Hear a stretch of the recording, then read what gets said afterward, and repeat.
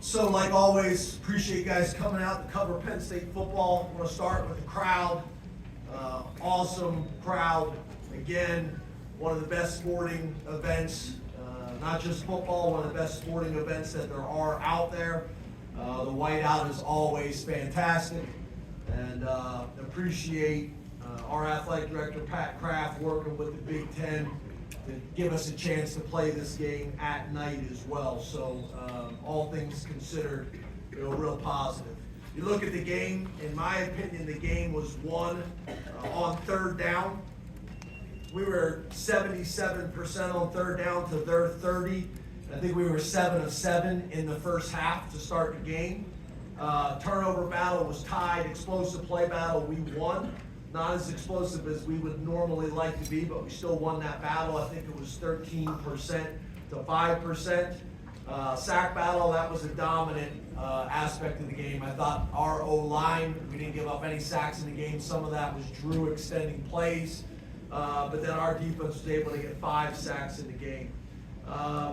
Penalty battle, I still think there's some things that we need to get cleaned up, but overall that was a toss-up. And then I thought the end of the half was big. In the middle 8, we got 14 points to their 0. So, got to give Washington credit. I think that's a talented football team and a good football team. Coach Fish will do a great job there, but tonight our guys played exceptionally well, and specifically in the first half. Tyler Warren continues to make plays a ton of different ways, and I'm proud of him there.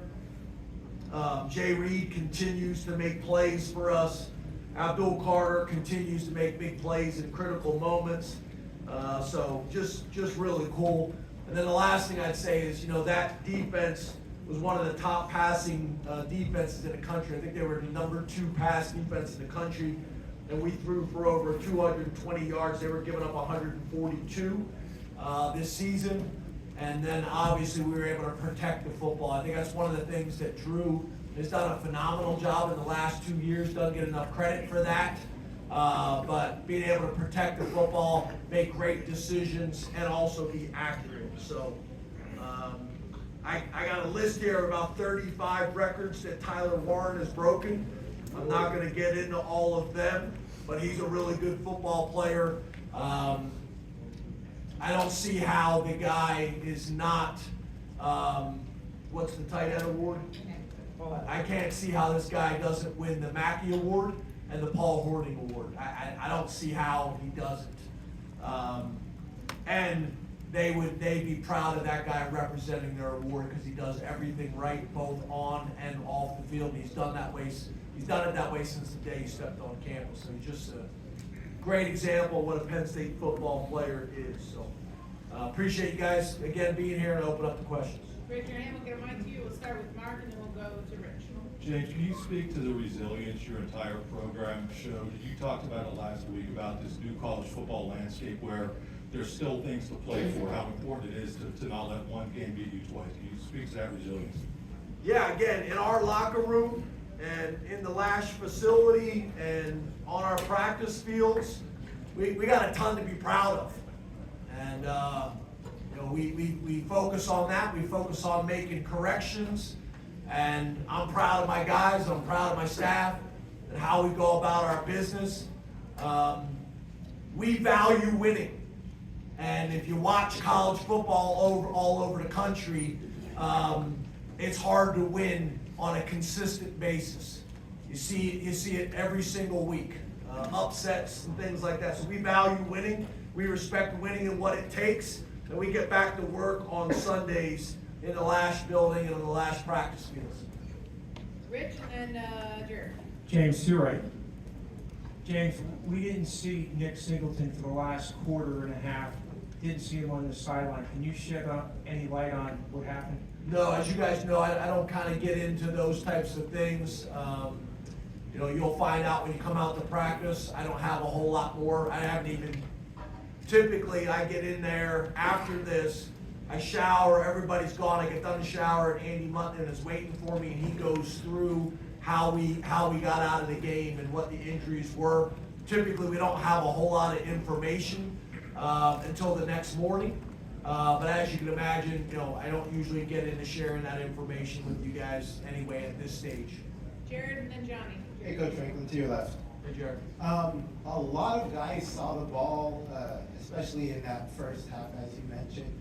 Can you talk about just the execution of the team today to make it possible for so many guys to be able to get touches? Yeah, I think the biggest thing on offense and defense is we were able to control first down. I think on offense, we averaged 7 yards per play in the first half. Defensively, we were able to stay ahead of the sticks all night long, and that allows you to be in manageable third down situations. That allows you to try to push the ball down the field. That allows you to be aggressive on defense and going after the quarterback. So I think, first down was a big factor in that game and how it played out. Johnny then Pickle. James, to your right. In what ways have you seen Abdul progress in a row as a complete edge rusher from early in the season, September, to this point where he's at now? Yeah, he's a disruptive football player. He was that way when he played linebacker.